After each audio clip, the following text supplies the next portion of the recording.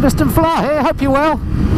Now, it's just over 6 years since I bought this, my Street Triple R. I bought it brand new, absolutely loved the bike then, and I still do now. So stick around and stay tuned, I'll give you my 6-year ownership update on the Street Triple R.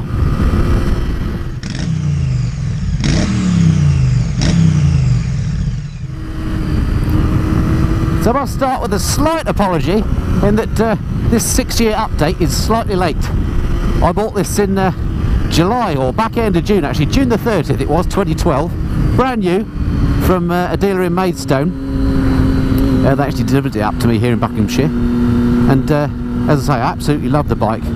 At that time it was the first year that it had these what became known as the Fox Eye lights, having had the little round lights on. And they only lasted for a few years before they then got replaced with the current version, which is a sort of a rounded off version of them.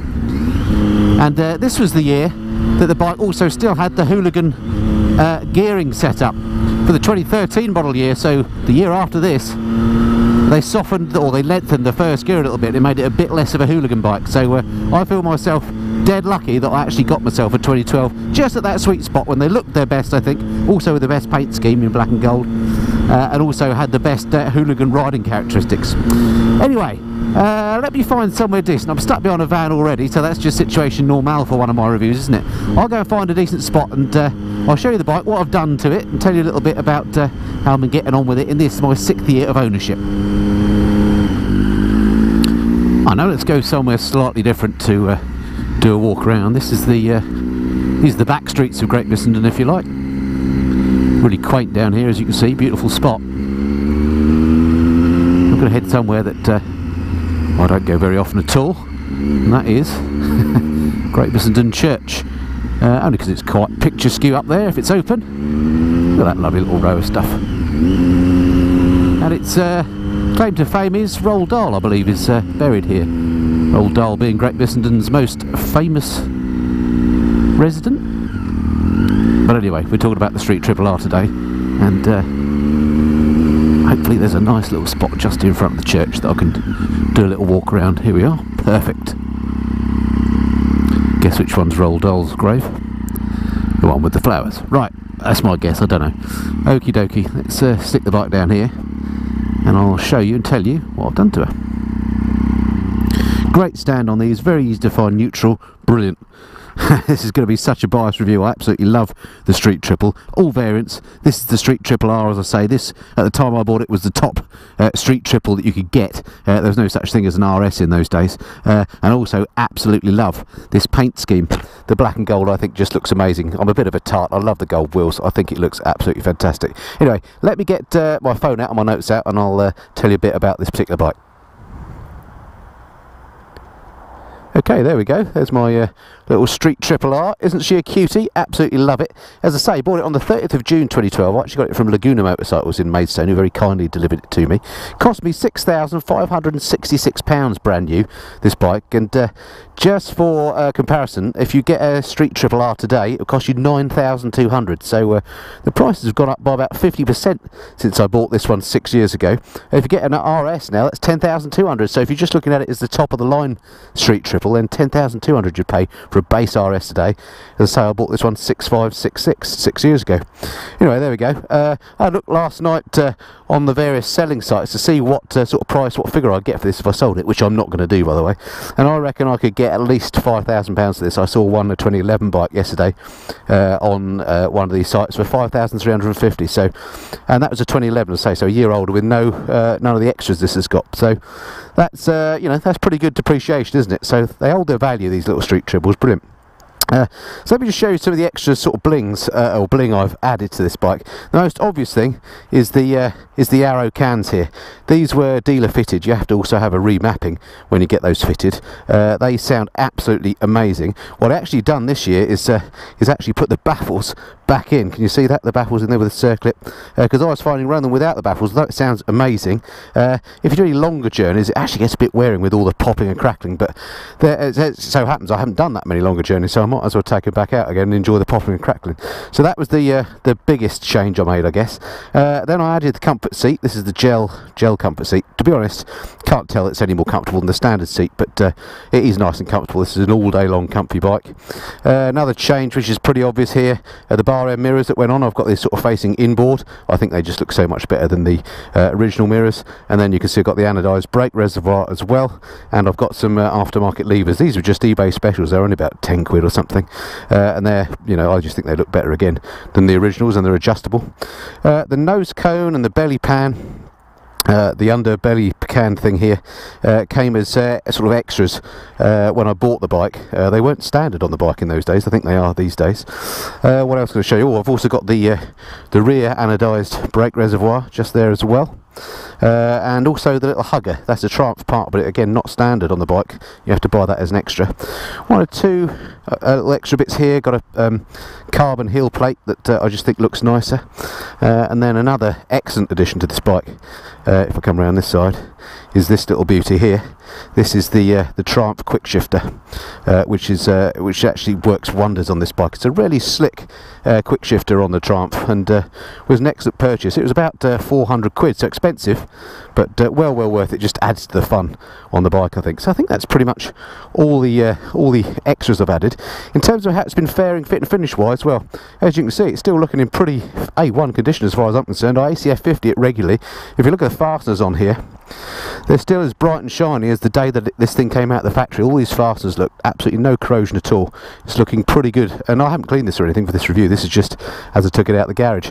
The only thing that has suffered on it, I've noticed, is on the front headlight here. Don't know if you can see that, just there, there's a bit of cloudiness on the headlight, which has occurred. I don't know if that's due to moisture ingress or what, but it's been there for some time. It annoys me. It's just something I would like to get sorted, but would probably cost quite a bit to do. But yeah, otherwise fit and finish has really held up well, and of course these days Triumphs, you know, the fit and finish is even better, so I imagine the modern day ones would be even better than this. Okay, so that's, I think, it for the changes I've made. What else can I tell you? I've used it mostly for short journeys, say local blats, normally lunchtime, maybe 20 miles, something like that. I have done longer trips to the coast and the like, but not this year. So unfortunately I've not done many miles on it this year. Mileage wise, in total the bike has done 8,954, about 9,000 miles. And you know, I've loved every one of them. Last year I rode about 1,200 miles on it. This year I've only done 700, which is pitiful, and that's mainly because I've got 3 other bikes, and of course I borrow quite a lot of bikes from manufacturers and so on for my reviews, and I ride those more than I do my own, which is a real shame, because this is still, in my view, one of the most fun and best fun bikes there is to ride. And the fact that it's now an older one at 6 years old, doesn't detract from it at all. This is still an absolutely cracking motorcycle. The new ones are a little bit more refined. I've got some extra bits and pieces, but they're not that much better, to be honest. You know, I'd say they're probably a 5% improvement on this, and I absolutely love the way this one looks, as I keep saying. No issues with the bike, other than this year did have the failure on the horn. I'll show you that. It's in the usual position, nothing special, but it's down here. It gets a lot of crud, so the connectors under here were really corroded, so basically I took that all off, cleaned it all up, put new connectors on it, and resoldered all the joints and everything, and properly heat shrinked it, and that's all working again. Obviously that had to be sorted out so it would get through the MOT. What else can I tell you about it? I think that's probably about it. Oh, the other thing, I did add new brake pads as well this year. Just the front ones were a little bit worn, so nothing really to see. Nissin brakes on these. Here we go. New brake pads in there. They've got EBC sintered ones in there. Need a bit of a clean by the looks of it. But they work absolutely brilliantly. They were a great addition to the bike this year.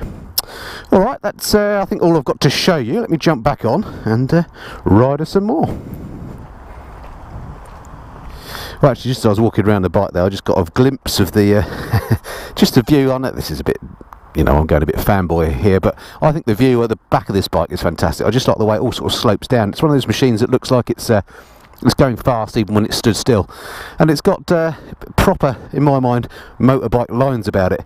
This is, if I was a kid and I was drawing a motorcycle, it would look kind of like this, you know, wheels, engine, tank, seat, headlights. That's about it. There's none of the funny modern looks about this. Okay, I know the lights very much split opinion when Triumph brought these out, but I think these lights look fantastic on here. I'm sure we can have an argument about that, but overall I think the bike is a real looker, and yeah, really love her. She's been a great purchase. I've had great value out of every one one of those £6,500 I spent on her, plus the extras that I paid for the exhaust, etc, etc, which went on a bit later. It went on, I think I put that on about 6 months after I bought it, and the quick shifter as well I added after about a year of ownership, something like that. So in total you could probably add at least another 2 grand to that 6,500 for the extras I've added, when you add up all the mirrors and the bits of anodized what have yous. But she has been a real joy to own, and I love her today as much as the day I bought her. And having ridden so many new bikes over the last couple of years, I've been very fortunate to do so, you know, whilst I've been making these YouTube videos. And whilst you come across bikes that you really like, I still haven't come across one that I love more than this. Not even the new Street Triple, to be honest. I find the new one is improved in terms of its handling and suspension and its power, but not hugely so. With the TFT on the new one, I think the Triumph TFT isn't that good actually. It's a little bit Fisher Price for my liking. And this basic instrument setup does exactly what I need, so I don't miss the TFT. How lucky am I to live in a place like this? What a gorgeous little town Great Missenden is. Thank you. Hopefully I've not copped this at the wrong time and get caught in school chucking out traffic. Might be a bit late for that. The only thing this bike is lacking that I would like is ABS. I just thought of that as I braked hard when that car was there. I've never had any problems with it. The brakes, as I say, are excellent on it, but ABS would just be a nice little comfort blanket, so to speak. Anyway, there we go, that's it. That's my 6-year update. I completely expect to be giving you a 7-year update next year. I'll try and do it a bit more on time next year, and you never know, if I put my mind to it, maybe I'll get a few more miles on the bike this time. Alright, that's it for now. Hope that's been of some interest. Look forward to speaking to you next time. Until then, this has been the Missenden Fly. Cheerio.